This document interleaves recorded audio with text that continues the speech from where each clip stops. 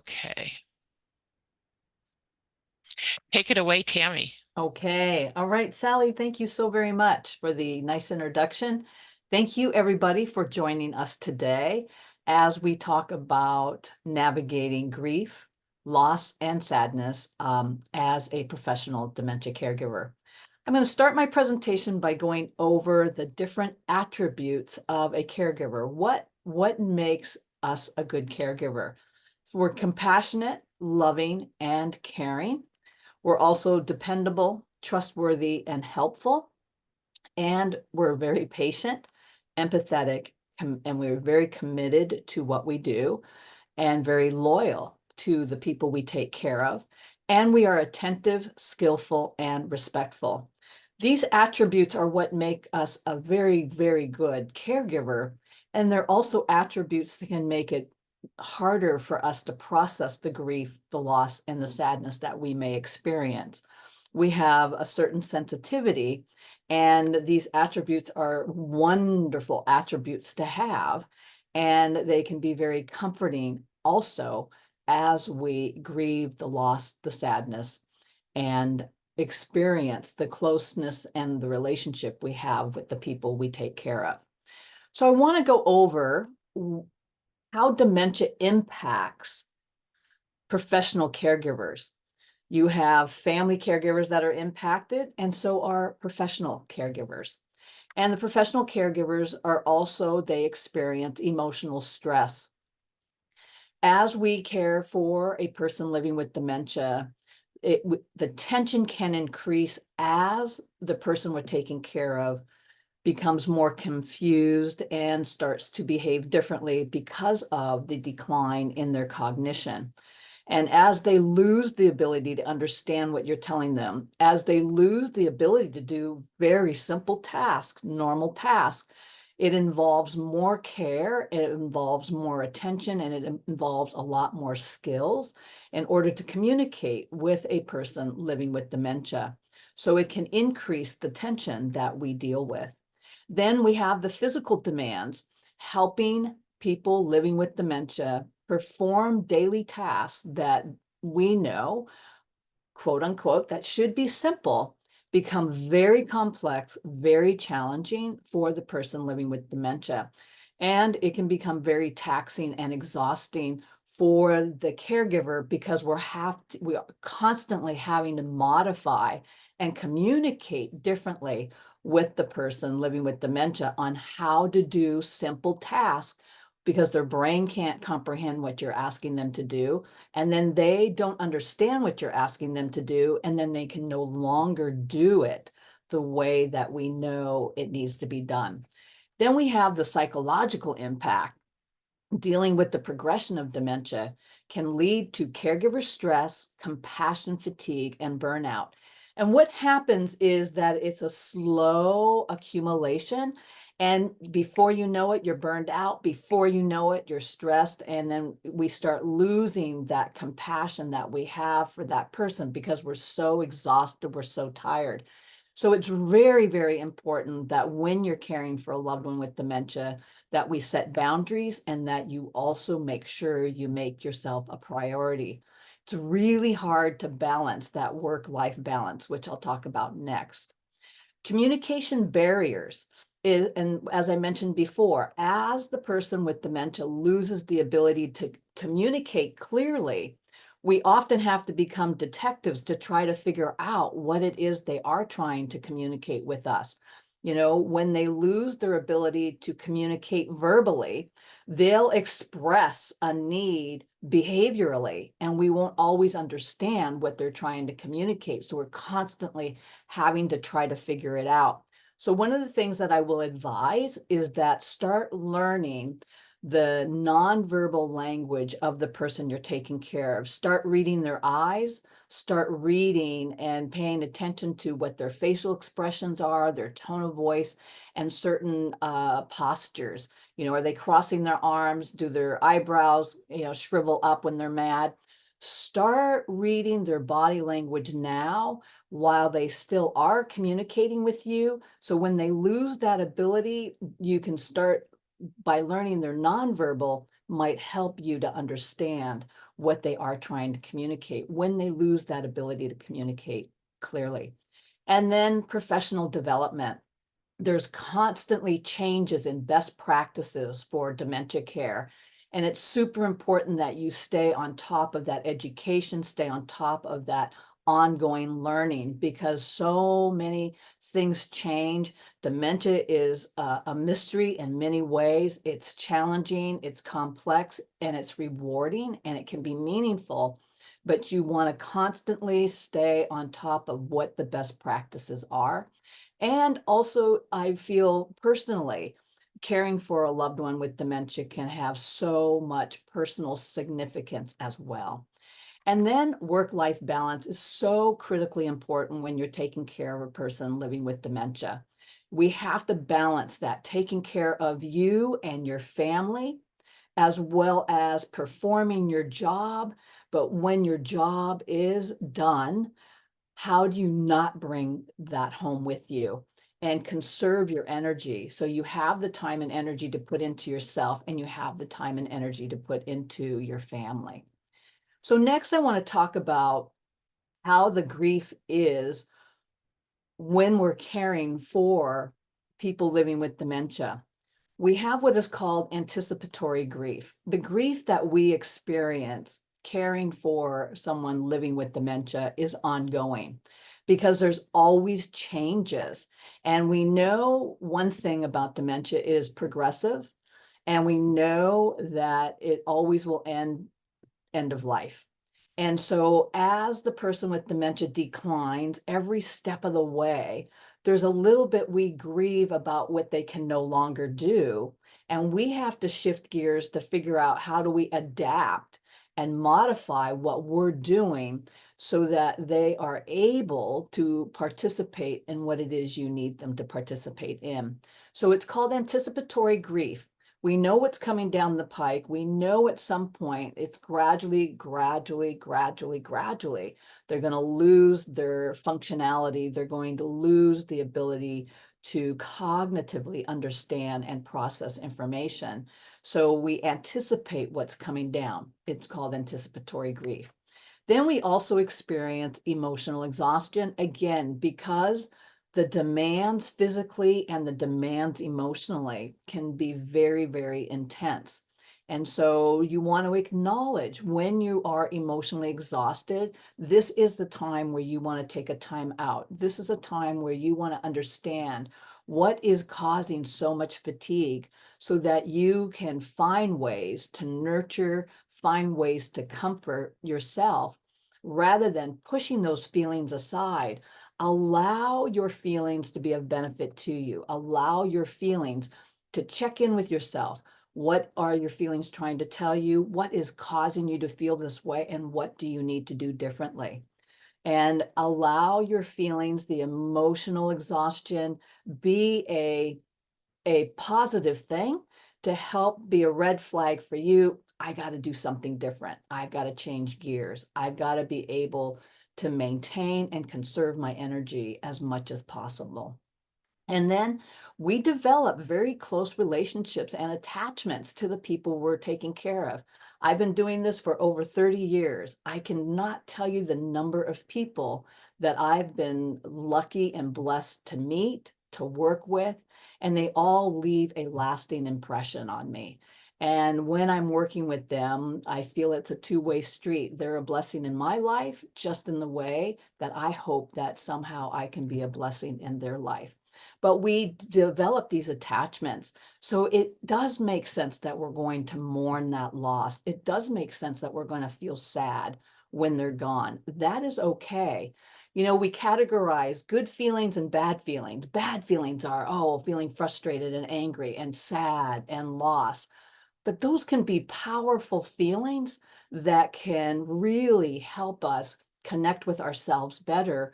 But more importantly, we learn how to experience the feelings. We learn how to grieve the feelings, and there's nothing wrong with that because they're normal feelings.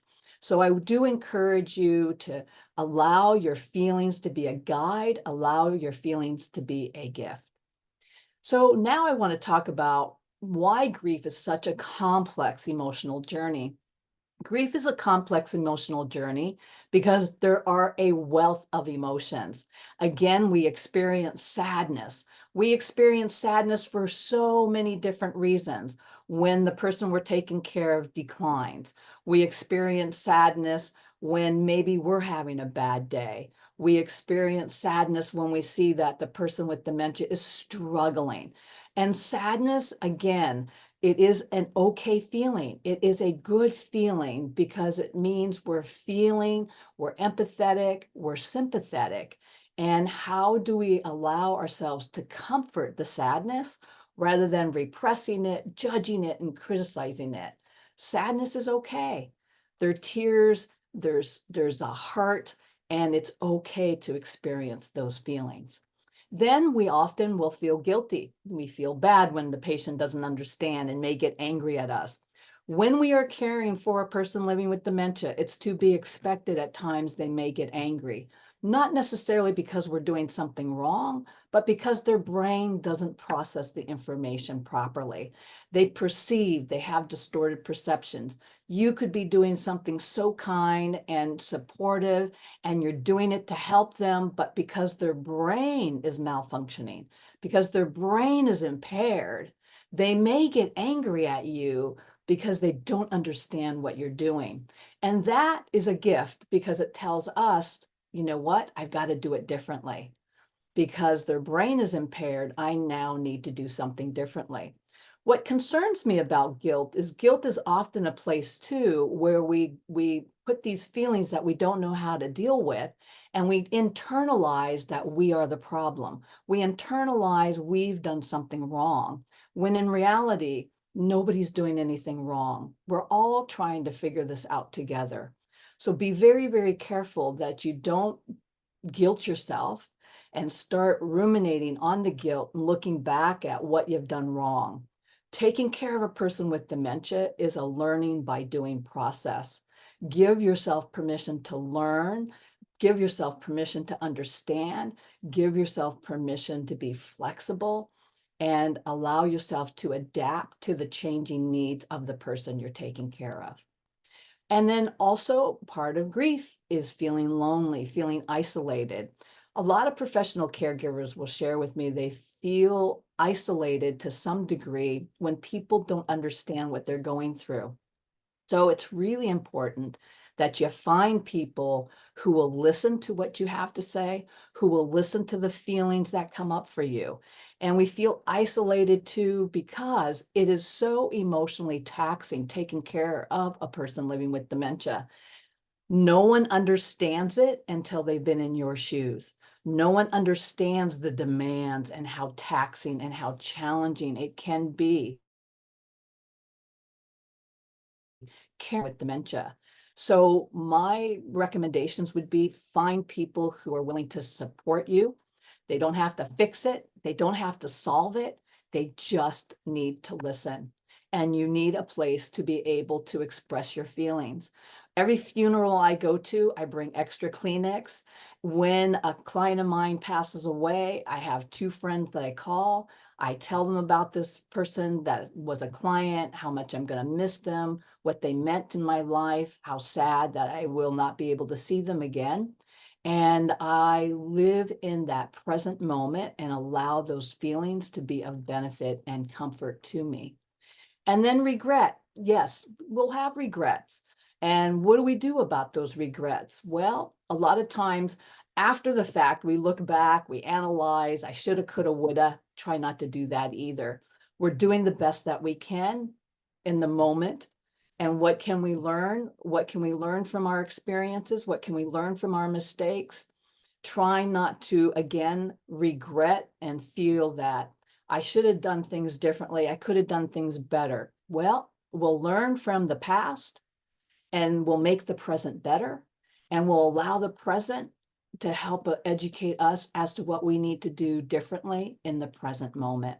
So try not to feel bad and regret. Regret also, when we allow the regrets to teach us, when we allow the regrets to educate us, then the regrets can be hugely beneficial. Try not to use those regrets against you. and criticize and judge, because you too are doing the very best that you can, and you are a gift to the people you're taking care of. And then we do get numb. Sometimes if there's too many deaths all at once, we can emotionally detach. Or if someone you cared for deeply, a client, a person you were caring for deeply, and you felt such a close attachment to them, sometimes we will get numb, because that's a defense mechanism protecting us a little bit. And what is that numb feeling trying to tell you? What is that emotional detachment? It's a way of coping with the losses. And sometimes that is going to happen. Here again, do not punish. Rather than find ways to comfort yourself, nurture yourself, be as compassionate, understanding, and loving as you are to the people you take care of with yourself. So this is what makes grief such a complex journey. And then in the end, I can honestly tell you 99.9% of the time, people will tell me they're relieved when the person they're taking care of with dementia passes away. And then they'll say, I feel guilty about it. So I want to say a few words about that. We're relieved because their quality of life is not what it once used to be. When we are relieved, I feel it's still an expression of love. I think it's an expression of compassion, because we're giving them permission to move on. We're giving them permission and wishing them better than their end of life as we know it. So when you feel relief, I really want you to reframe that and think in terms of, it's an expression of love. It's an expression of compassion. And boy, wouldn't we like to keep them in our life as long as possible. But at some point, the quality of life, it is time for us to give them permission to move on. Yes, we will miss them. We hope we've provided the best care for them. And they will always leave a lasting impression in your life, and they will make a difference on each day you're taking care of them. So relief is normal, and relief is to be expected. So next, what we're going to do is I would like to talk about the different strategies for managing grief and sadness. And it can be so intense and so overwhelming. So Sally and I put our heads together and we thought we'd like to do something fun, not to minimize the grief, not to minimize the loss, not to minimize the sadness, but to do this bingo as a way of looking at all the different ways to find comfort, to find ways of coping with the grief and the loss and the sadness that we deal with. So I'm going to turn it over to Sally, and she's going to walk us through strategies for managing grief and sadness, and we're going to play a little bingo. Thank you, Tami. So we are going to play a game of bingo about self-care strategies. You can play from your mobile device or from your desktop computer, and I will explain how it works. Let me do a quick screen share. Okay, so you should be able to see a QR code on the screen. You can hold up your phone and capture the QR code, and it should take you to the website. If you'd rather play on a browser, you can also go to crowd.live, Live, and enter the code RGXTJ.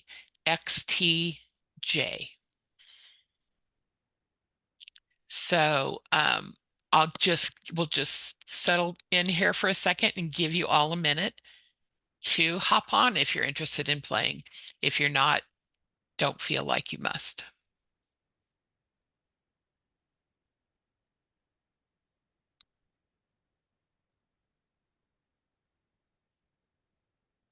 So when you log on, you'll see your bingo card. Well, actually, you'll first be prompted to put in your name for the leaderboard. And then once I launch the game, you'll be able to see your bingo card. But your bingo card will be unique. It will contain 24 ways that you can engage in self-care while caring for other people.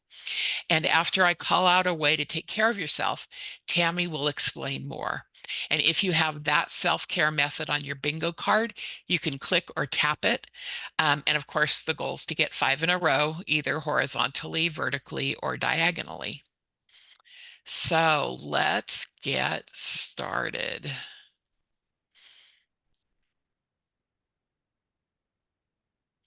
Okay. So the first square is rituals. So one of the things that can be very healing is when you are caring for a person with dementia. And one of the things that can be very nice is to start some sort of a ritual. So some rituals that I have started, so I had a client, and whenever I walked her out after our session, we would always look up at the moon, and she'd show me where the rabbit was in the moon. And so I have to honestly say, when I walk in the evening, I always look up at the moon and I look for the rabbit and I think about that client. Other clients that have passed away, when I can, I go to a service. Every service I go to, the ritual for me is I pick up their celebration of life, whatever the program is, and then a prayer card, and I put it in a little binder, and I collect this binder, and that's another way that I do something ritually to keep their memory alive because they had a significant impact in my life. So think about a ritual that you might want to start with anybody or other people that you are caring for. Thank you. Okay, next we have spiritual practice. So a spiritual practice, depending on, your own beliefs, can be very comforting. And I'll go with another spiritual practice that I put in place is on the evening of some of my clients' anniversary of their passing, I light a candle and I may read a certain prayer or something that a passage or something that I know that was very meaningful for them. So if I was working with a client and they used to tell me there's certain quotes or certain scripture or certain passages or certain prayers, then I would repeat that prayer with them in mind. Now, spiritual practice could be your own, whatever your spiritual practice might be. Utilize that as a way of bringing comfort and as a way of bringing meaning to what you do and the care you provide. Next, we have online forums. So online forums can be very beneficial, support groups especially, or attending different webinars. But the more educated we get about dementia, the more educated we get about the journey, I think the more educated we become and the more we allow ourselves to learn, then I think it equips us to deal with whatever emotions come up throughout this journey. Deep breathing.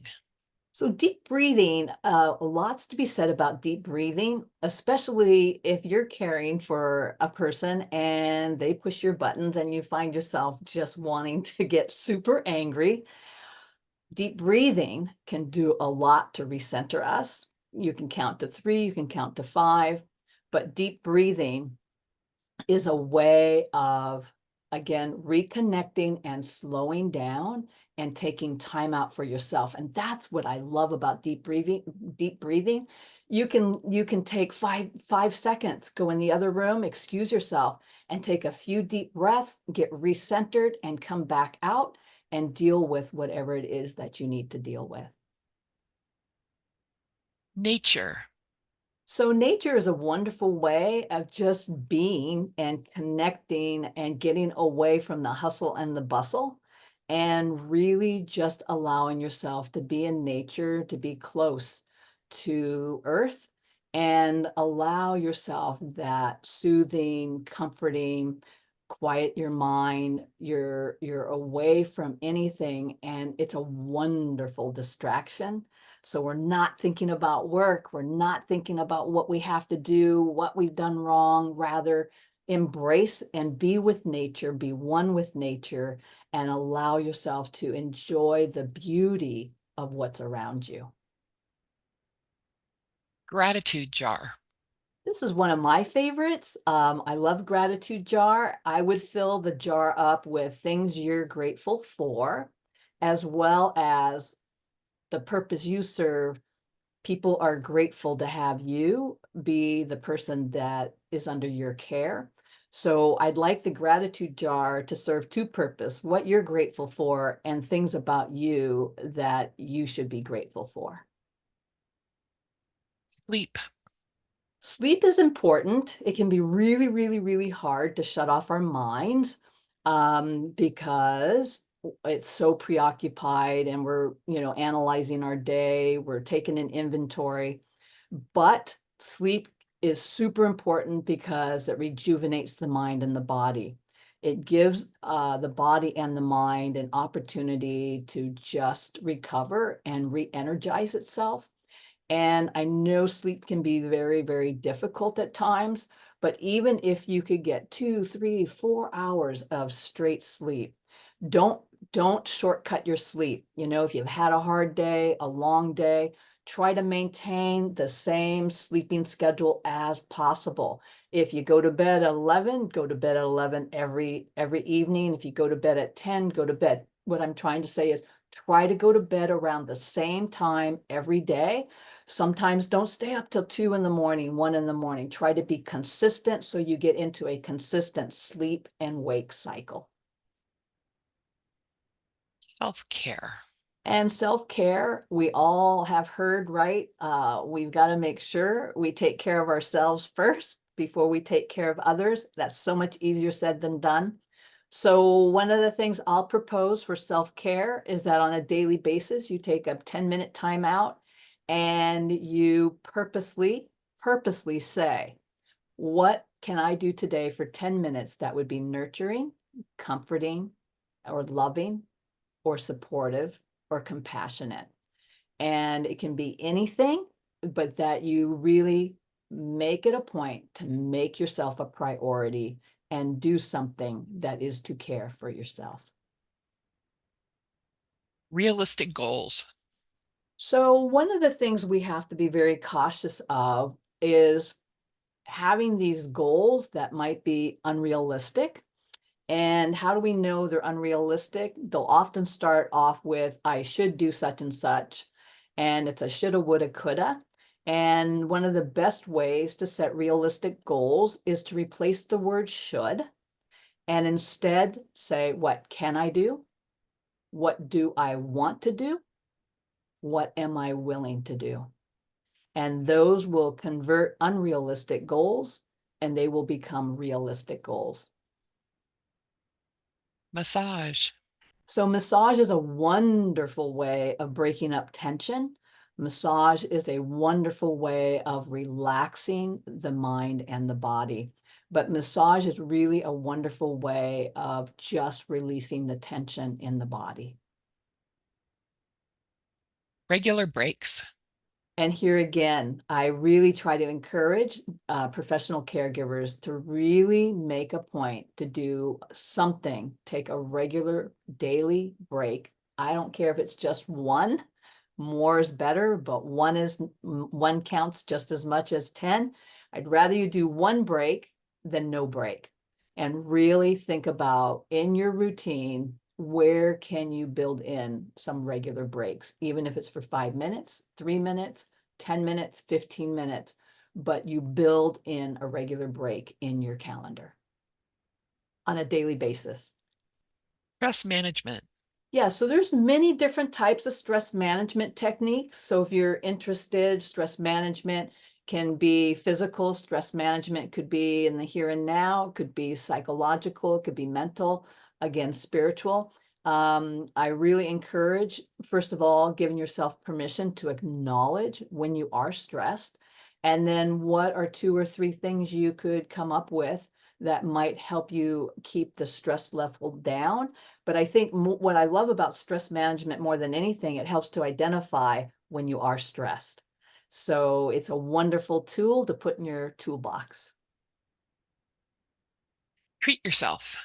That's another one of my favorites. What you do, again, you are gifts to the people you're taking care of.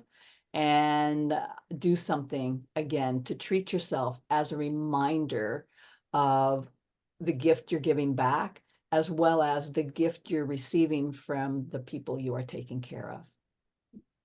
Okay, let's do like three more and then we'll wrap up the bingo game. Okay. Pets.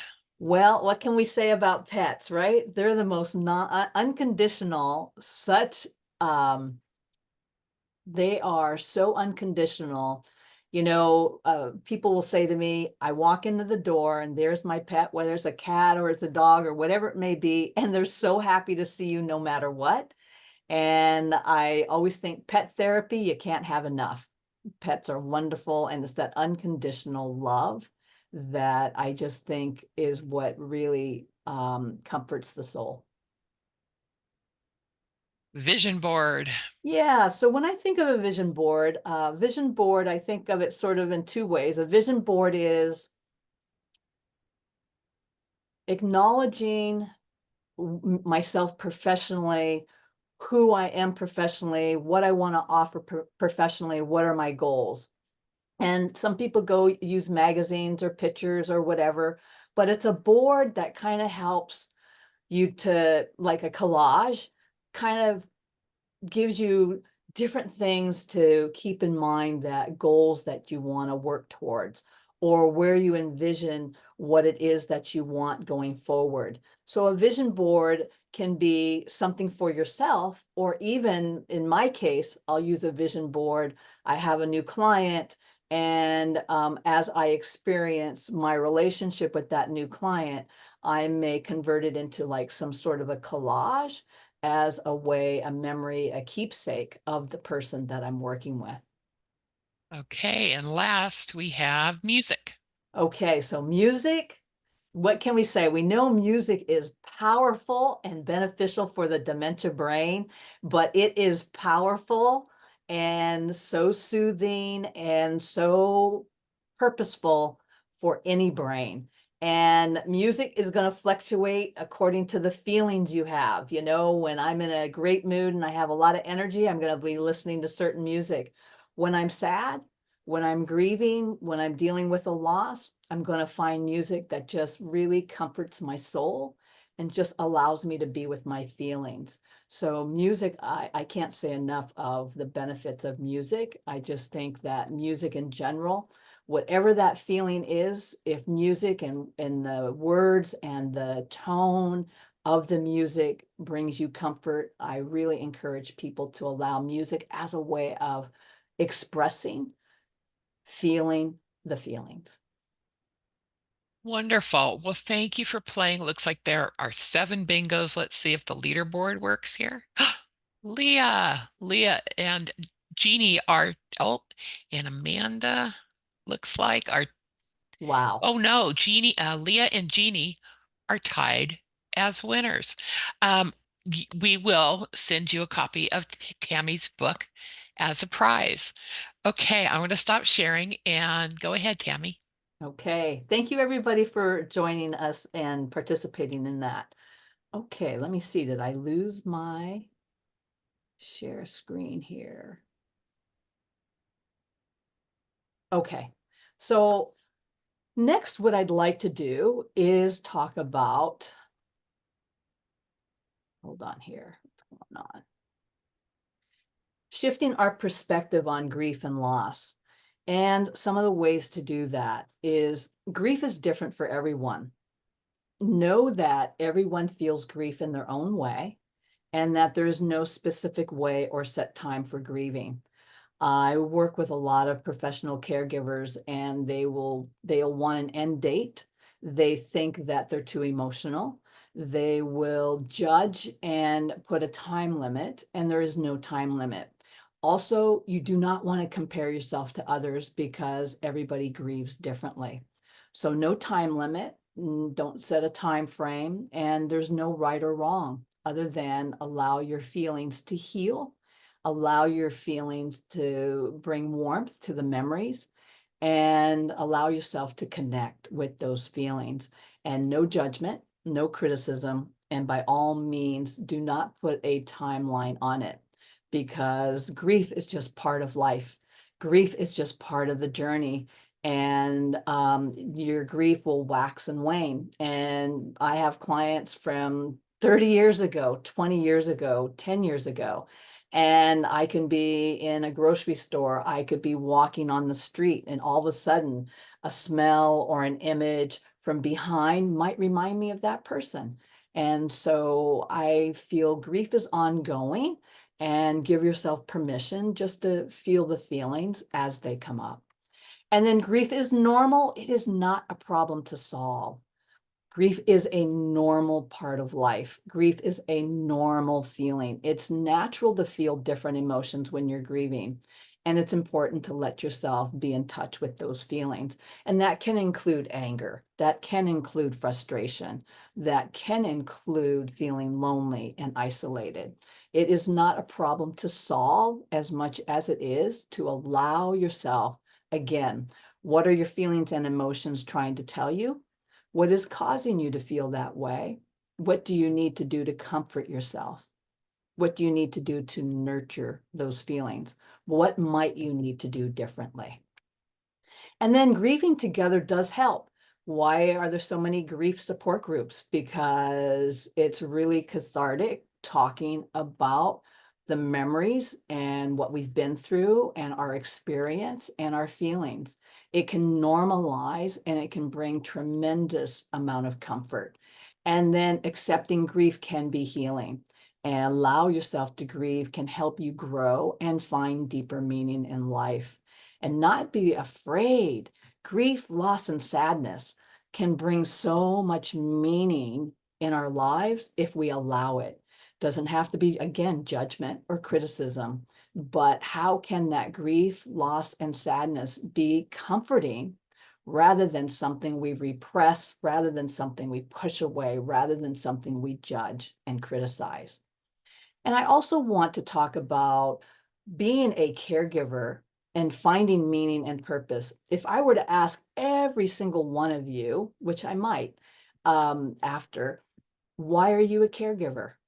There are meaningful reasons why you're a caregiver. What is your purpose in being a caregiver?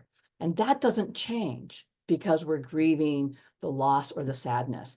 Creating close relationships can make being a caregiver a rewarding and fulfilling experience. And you have a positive impact.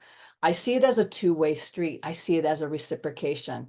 I truly believe every client that I get to work with is truly someone that I can learn from. And in return, I hope I provide a little something for them, whether it's comfort, whether it's validation, whether it's holding their hand. My main thing is that they know they're important. And so I hope they make a positive impact in my life. I hope that in return, that we make a positive impact in their life. And also growing from the experience. I truly feel each person we have the experience of taking care of, each person, we're going to have different challenges. We're going to have different responsibilities. We do acquire a new set of skills. We gain more knowledge and we become more resilient. Some people will affect us more than others, but each person is going to be a person we're going to learn from and grow from. And then I really truly believe our compassion and our caring actions demonstrate a deep respect and love, and they are ways of creating special memories of the person, of the relationship. And I think what we can do is we can walk away and we don't find or put the emphasis on the meaning and the purpose of what your job really is and the difference you truly do make in the lives of the people you're taking care of. And in return, the difference they make in our lives if we allow it, if we're open to and experiencing it and living in the present moment. So in closing, a few key points I would like to go over. Grief, loss, and sadness are part of the caregiver's journey. They're just part of life. And it's okay to feel those feelings. And you're not alone. So when I was asked to do my very first support group, gosh, 30 plus years ago, I was always concerned, right? Like, well, what if I'm not a good facilitator? And then someone said to me, Tammy, we all have feelings, and all you have to do is acknowledge people's feelings because we are not alone. So I always think about that. Definitely create a support system. What we do is taxing. What we do is hard. What we do is rewarding. What we do is meaningful. What we do is challenging. We need a place and people that we can simply talk to who are willing to listen. We all need someone to listen. And then always find meaning and purpose in caregiving, even on the bad days. I always look at my quote unquote bad days. What can I learn? What can I do differently? How is this going to benefit me? I always try to find meaning and purpose to every day. So in closing, one more thing I'd like to do before we end, and then I will take questions, is I would love for us to read this quote out loud together. So on three, would you all please join me and read this quote with me out loud? 1, 2, and 3. One person caring about another represents life's most significant value. Thank you, everybody, for what you do. You truly are, again, gifts to the people you take care of. And before I take questions, I am now going to turn this back over to Sally. As soon as Sally is done, I will again open up and I'd be happy to take any questions you might have. Okay, Sally. Before we wrap up, I just want to spotlight Tammy's services. She offers professional consultations, caregiver counseling, and coaching to support you in your work. Whether you need guidance on caregiver strategies or you need emotional support, Tammy's expertise is invaluable. So feel free to reach out to her for personalized support and expert guidance to navigate the challenges of professional caregiving. And as professional dementia caregivers, you understand the complexities and demands of the field. Tammy's services are here to support you when you need it most. So if you're dealing with a family in conflict or with challenging clients, Tammy can provide the assistance and expertise you need. She does things like assess cognitive impairment. She offers dementia-specific training for your team. But whatever you need, she's equipped to help. And of course, if you or your staff are feeling burnout or facing stress, she offers the support to help you navigate these challenges as well. Okay. And then we want to congratulate Heidi Travis, who was our winner in the drawing today for a free 30-minute consultation with Tammy. And finally, I put the link into the chat, but Tammy's book is available on Amazon and on Audible. If you are interested in ordering in quantity, there is a bulk order discount. I'm putting that in the chat right now. And thank you so much for coming. And now I'll turn it back to Tammy and any questions you might have. Okay, let me stop share and see if anybody has any questions. Yeah, Okay. Chris has a comment in the Yes, chat. I yes. appreciate this topic. I can't tell you how many dementia-related conferences, presentations I've been to, and if they address the death of a client or patient, it is quickly glossed over. There was a time when we were being told to, quote, remain professional, save your feelings for later. Having been a nurse for over 25 years and losing my husband 2 years ago, my own experiences have definitely changed and I think continue to change. I hope and believe that we all grow with our experiences and do the best we can. Care and support to all of you fellow caregivers. And thank you for that. Thank you And for that. Yeah. mhm.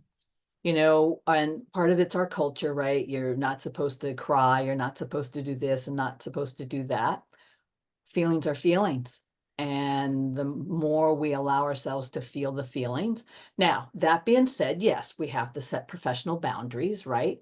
We have to make sure that, we don't go overboard, but I have a right to my feelings. You're going to feel sad. You're going to feel the feelings that you have. And how do we bring peace to our feelings? And how do we bring peace to the people we're taking care of? So thank you for sharing that personal experience. And Sally says also the US culture doesn't do death. Yeah, yeah. But we hopefully are making a difference on a very, very, very small, accumulatively, by being okay with be being with people who are going to pass. And Melissa says, my mother-in-law is in the last stage of dementia and her last days of life. How does one cope, help my father-in-law, sister and brother-in-law, and most importantly, my spouse, when it's difficult to show their feelings?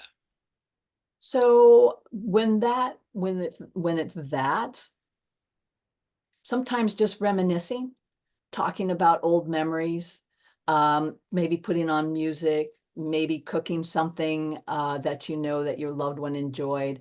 But I would find a safe place, I'll call it a safe place, where we can all come together and celebrate the person we love, celebrate the person we're going to miss, and celebrate the memories. Those are all the questions we've had in the chat. If folks Okay. want to speak, they can raise their hand or unmute themselves and ask their questions. Yeah, so I want to also bring up something that I mentioned earlier about, when people living with dementia, when they lose that ability to communicate clearly. A lot of times, a person with dementia, when they can't communicate clearly, one of the things we always have to look at is there an unmet need being not met? So what might be some of those needs? We all need to feel heard and validated and understood. We also, an unmet need is may need reassurance, I may need support, I may need just some attention of going to the bathroom, I may be thirsty, I may be hungry.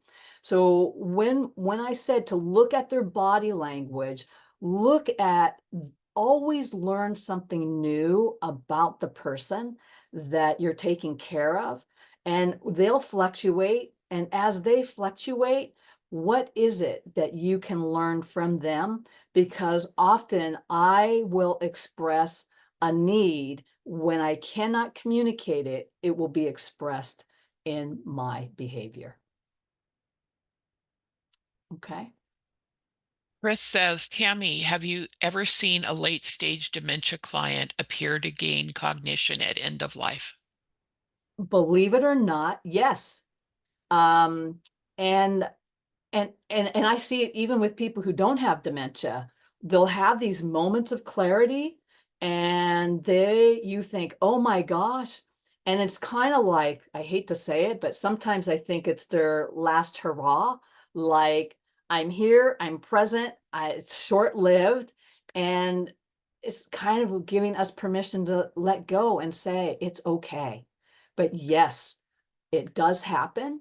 I can't explain it. It's a phenomenon. And I just look at it as they're giving us a message, they're giving us a gift, and it can be very reassuring. But what happens to the family or the caregivers is, oh my gosh, like, is this premature? No, it's just their end of life might just be a way of them saying goodbye to us and acknowledging their presence, our presence, and it's okay to let them go. Sally says, I'm an end of life doula, and this is very common. Sometimes it appears as though they are ready to party on the other side. Yeah, yeah. I mean, I can't, even my own family members, I can't tell you, the day they wanted to release my grandmother, she had this moment of clarity and she died like an hour later. So it happens, right? I had a client who was passing and just looked at me and just said, just thank you for everything, and then passed. So they have these moments of clarity, and I'm not even going to try to figure it out other than if it happens, what a gift. If it doesn't happen, I'm going to embrace them, whether they have moments of clarity or not.